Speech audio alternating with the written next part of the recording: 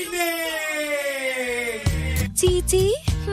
Ang aga-aga ha? May hindi maamin? Ilabas mo na yan sa akin. Ititi in the morning mo na yan. Tell Toby in the morning. Titi! Tell Toby in the morning! Number 1! 6.7 Energy FM! Same. Pero iba. We are number 106.7 Energy FM Pangga. Huwag mo sabihing radyo. Sabihin mo. Oras sa buong kapuluan ng Pangga. Check your time. It's now 6:26 on the clock. Good morning. Luzon, Visayas at Mindanao, Metro and Mega Manila. Yan at syempre, good morning din sa mga pangga natin dyang Papa Driver. Hello? Kamusta naman po kayo, Papa Driver? May nagbayad na ba sa inyo ng buong 500 pesos? Ako po, patay tayo dyan. Walang barya, par. Aga-aga. At syempre, good morning din naman sa mga pangga natin dyang nasa pila, no? Papa bus terminal man yan, van terminal. Hello po sa inyong lahat. Gaano po ba kahaba, no? Yang inyong pila na yan. Kaya pa ba? Or baka naman mamaya sakit na yung paa mo, no? Kasi minsan gano'n, no, Pangga? Sa sobrang haba ng pila, sumasakit kaagad ang ating mga paa. Diba? Yung tipong kakasimula pa lang, no, ng ating umaga ang sakit-sakit na kagad. Diba? Ay nako. At syempre wag din natin kakalimutan, no, yung mga pangga natin dyang nagugutom. Oo. Napakahaba pa ng pila, napakalayo pa ng kanilang pupuntahan, pero gutom na. Dapat kasi ugaliin natin, no, pangga, na kumain before tayo umalis. Pero kung hindi naman talaga kaya, no, di magbaon lang po tayo. Hindi naman kaya kapag nasaktuhan na merong karinderya or hindi naman kaya tindahan, no? Kahit yung pampalipas lang, no? Na snacks, no? Okay na rin yun. Pantawid gutom, no? Daming mga ganyan. Mga cupcake, mga fita, ganun. Fita bread, mga ganun. Diba? Kumain tayo, no? At syempre, no? Kung ikaw naman ay talaga nga namang parang Boy Scout, no? Boy Scout palaging handa. Diba? Meron ka agad yan sa bag mo. Oo. Naku, sarap-sarap naman. Sarap ng kain ni Kuya, oh. Meron pang nagtatalsikang crumbs. Pero syempre, good morning din naman sa mga pangga natin dyan kumakain ng breakfast, no? Na nasa bahay pa. Hello po sa inyong lahat. At syempre, hello din sa mga pangga natin dyang nagda-diet. Oo. Sa mga pangga natin dyang nagbabawas ng timbang kasi nga naman, summer na summer ngayon, pangga. Di ba? Madami sa atin ang magbi-beach. Maraming pupunta ng Boracay at the same time, maraming magbabalik Alindog, di ba? Balik Alindog 2024. Sakto yan.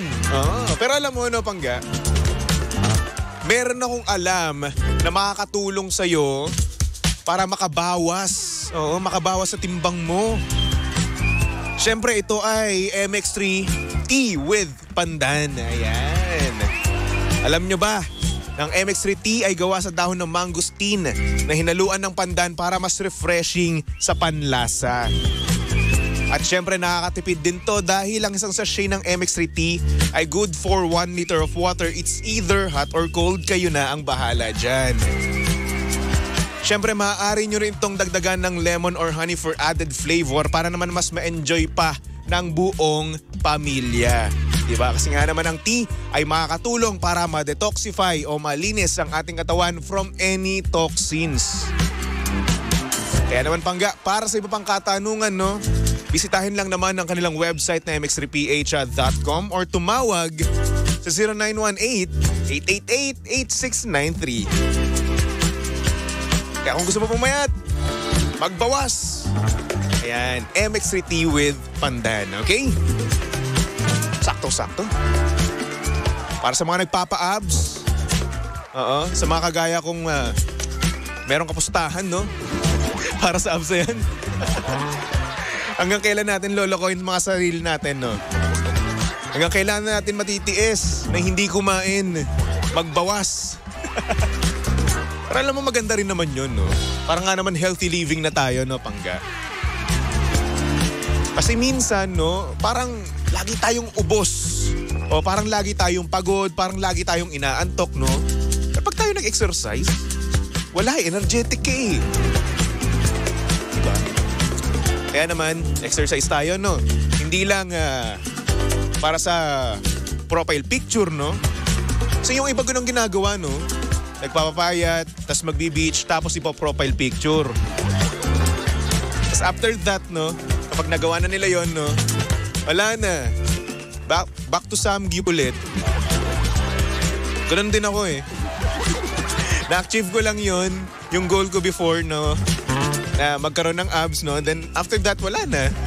Kain na ulit ako ng kain. Ay, nako. Shoutout naman sa mga pangga natin diyang magbi-beach. Hello. Ganda naman ang figure mo. Sexy-sexy mo naman, ang macho-macho mo naman, kuya. How to be you. Uy, sa mga pangga natin dyan, no, na may gala ng Sabado at Linggo, no, nang pupunta ng beach. Or hindi naman kaya, may outing sila ng pamilya nila, no? Hello po sa inyong lahat. Alam nyo, ang sarap ngayon mag-Boracay. Ang sarap din ngayon mag-LU. Oo, beach. Tapos makikita mo yung sunset, no? Ay, naku, ang sarap sa feeling, di ba? Kita mo yung sunset, tapos beach side, no? Tapos kasama mo yung the one mo. Yung mahal mo sa buhay, no? Tapos with matching deep talks. Ang sarap-sarap. Tara, LU. Tapos libre nyo ako. Ay, nako. Anyway, saktong oras natin ngayon mga pangga, 6:33 on the clock. At syempre kasama nyo pa rin at kalandian ng hot baby boy ng radyo. Walang iba kundi si Baby Toby. At syempre pangga, si Baby Toby ay live na live ngayon sa Energy FM 106.7 Facebook page. Tapos makikita nyo doon ang aking Facebook Live. I-share nyo na rin naman yan, no? Oo. Ang hindi mag-share, hindi magkakaroon ng napakagandang summer. At syempre hindi rin magkakajowa. Kaya naman go ahead. Pumunta ka lang sa Energy FM 106.7 at i-share mo na ang ating Facebook Live, okay? Ako, na-share ko na ba to? Di pa ata. Kaya pala hindi ako nagkakajowa eh. Anyway, pangga, simulan na natin itong programang TT in the Morning. Oh yeah, TT in the Morning. Why? Ang aga-aga ha. Tell Toby in the Morning.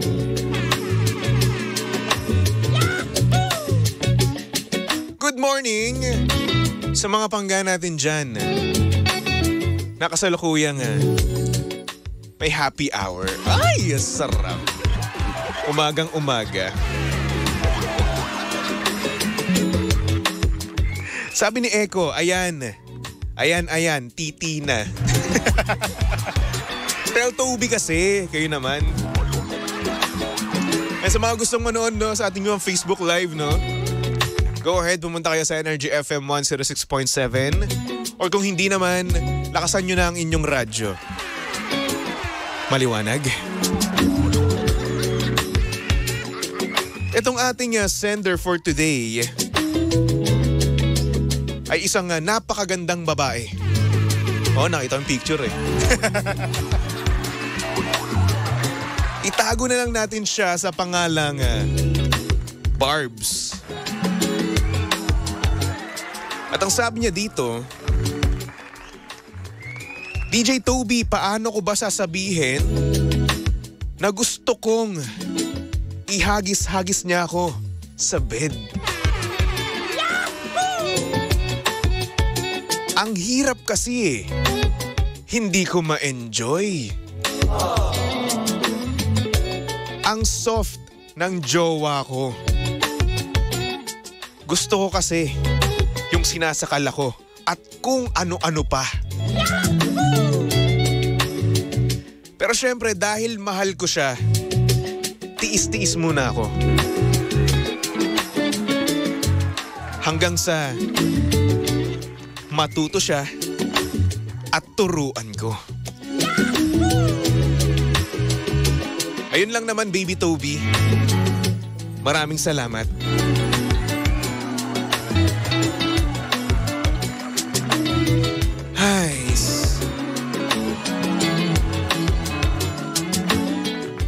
Wala tong jowa niya.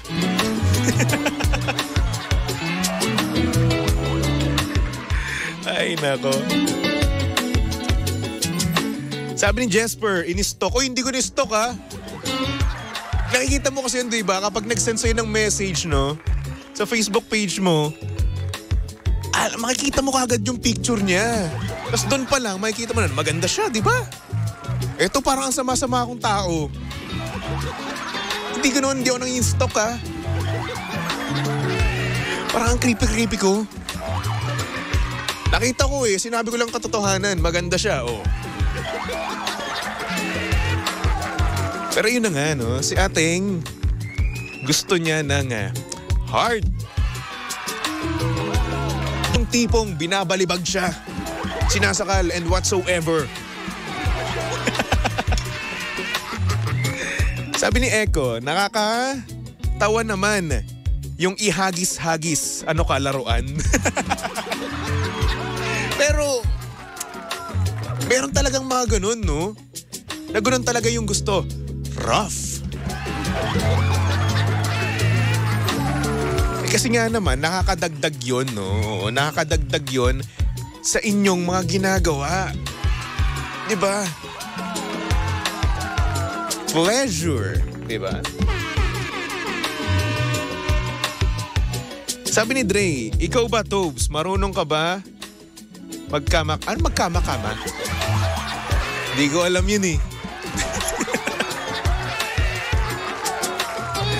Mas wild pa sa wild, ganun talaga, di ba?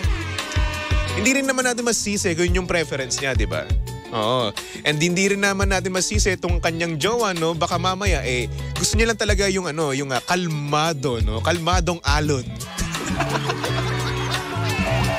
Kasi may mga ganun, no? Pero alam mo, no? Ang maganda dyan, no? Is yung partner mong babae, no? Girlfriend mo, no? Yung tuturuan ka. Diba katulad na ito, no? Ng ating sender, no? Gusto niya nga daw yung hinahagis-hagis, no? Oo, yung mga sinasakal and whatsoever. At kung ano-ano pa daw, no? Diba? Maganda dyan kung ikaw ang magte-take over. Diba? Take charge! Oh. Malay mo, ikaw yung maglabas, no, ng wild side ng iyong jowa. Diba? Pero it's a good thing, no, Pangga, na sinabi niya na dahil mahal niya, tiis-tiis muna siya, no, hanggang sa matuto, no. Okay yun. That's a good sign. Bakit? Kasi, ibig sabihin nun, hindi siya maghahanap ng iba. Hindi niya hahanapin yung pagkukulang ng jowa niya sa iba. Diba? That's the dream. Tuturuan yung hindi marunong, no? Tapos, with matching seminar and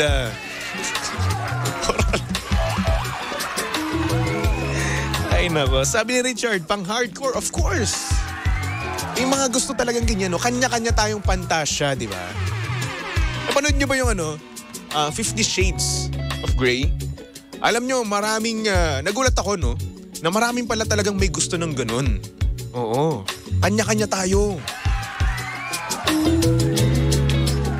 Sabi ni Jesper, with role play, di ba? Minsan niya no? Minsan niya ang gusto ng iba. Yung nagko-cosplay pa, di ba? Nagko-cosplay ng anime, di ba? Yung favorite anime talaga nila. Di ba? Para bang Pampadagdag lang init, di ba? Iba kasi kapag meron kayong nagpapanggap kayo no? Kunwari, ikaw sa Son Goku, di ba? Tapos yung partner mo, si Chi-Chi. Or hindi naman kaya. Ikaw sa Son Goku, yung partner mo, si Sailor Moon. Oy, kung isa kang legendary, alam mo yon.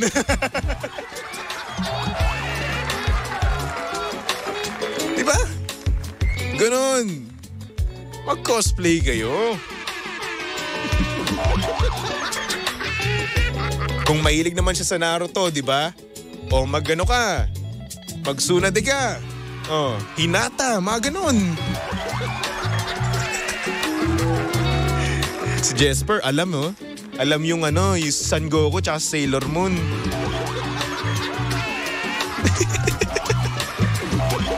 Eto rin, si Aljin din, no? Sabi niya, parang nakita ko yun, Oy, tayong mga nakakaalam nun, tumahimik na lang tayo. At kung nagets mo yun, no? Shhh, wag na natin sabihin, no? Isa tayong mga alamat kung alam natin yung Son Goku at Sailor Moon na crossover.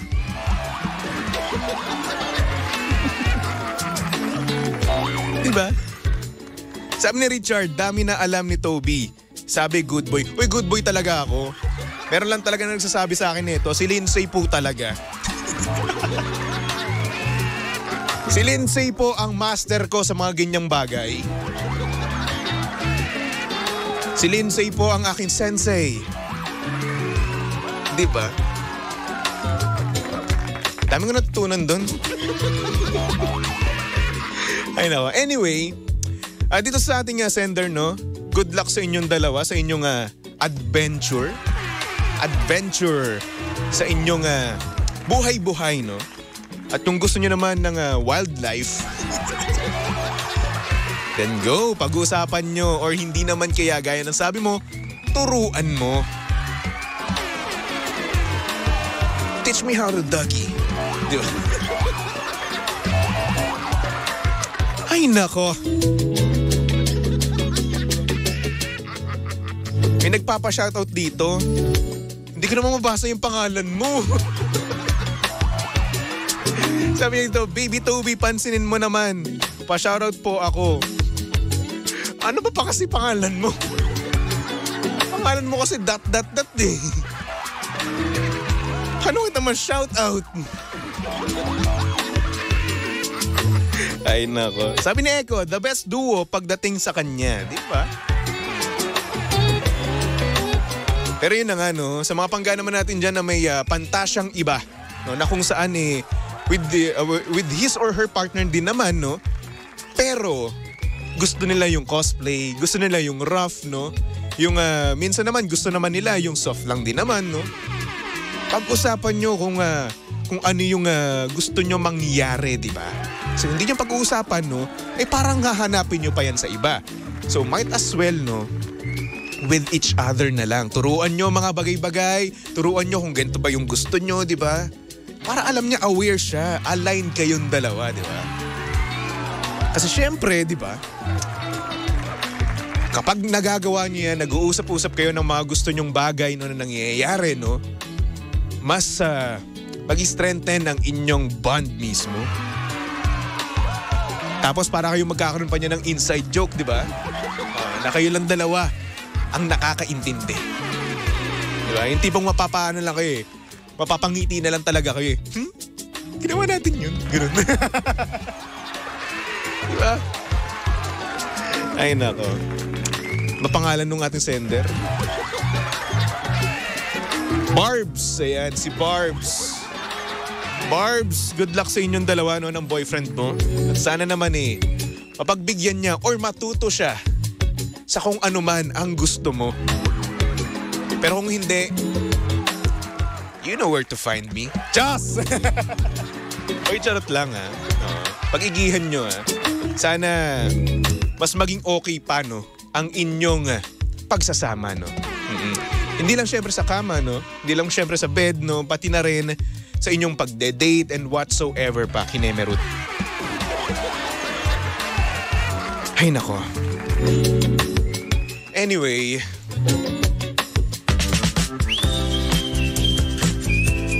ito sinabi niya yung pangalan niya. Si Aiza Fiel. Yan. From Bahrain. Dapat sabihin mo kasi yung pangalan mo bago kita i-shoutout. Hindi ko kasi mabasa Ba't ba kasi binabago niyo yung pangalan niyo? Kung hindi baliktad, di ba?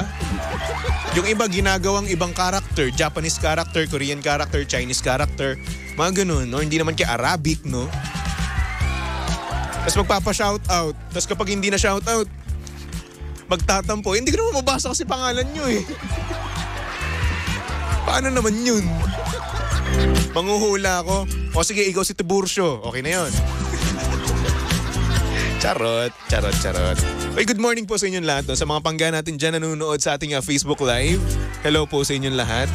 Sabi ni Eko, mas okay talaga na pag-uusapan yung mga ganun bagay kasi malay natin, yung partner pala ayaw ng ganun. Tapos ikaw gusto, paano kaya magkakasundo? Yes, di ba? Dapat pinag-uusapan nga naman. Para nang sa ganun, kung ano yung needs mo or yung wants mo na mangyari, di ba? So ayun, masatisfy ka, di ba? At hindi ka maghahanap ng iba. Sabi ni Dre, turuan mo kaya sila kung paano magkama, tas itour mo sila sa Sogo. Bakit ko naman itutur? Bakit? Ba't ako? Di maiinggit lang ako dun. Loko to Sabi ni Jesper, sa mga gusto magpa-seminar kay DJ Toby, dyan PM nyo lang siya pagdating sa mga bagay na yan. Pwede rin naman. Pero may bayad. Sabi ni Ophelia, ako walang karakter. Shoutout muna ako, DJ Toby. Hello sa'yo, Mami Ophelia Rojas. Hello. Nerish Cruz, sabi niya, gwapo niyo po. Ay, salamat naman po. Lilipas din yan. At filter lang yan. Diyan expert si Toby sa mga ganyan. Uy, hindi. Noob po ako. Wala po akong alam sa mga ganyang bagay. Goodbye. Ay nako. Anyway, mga pangga, magbalik tugtugan nga muna tayo for our next song.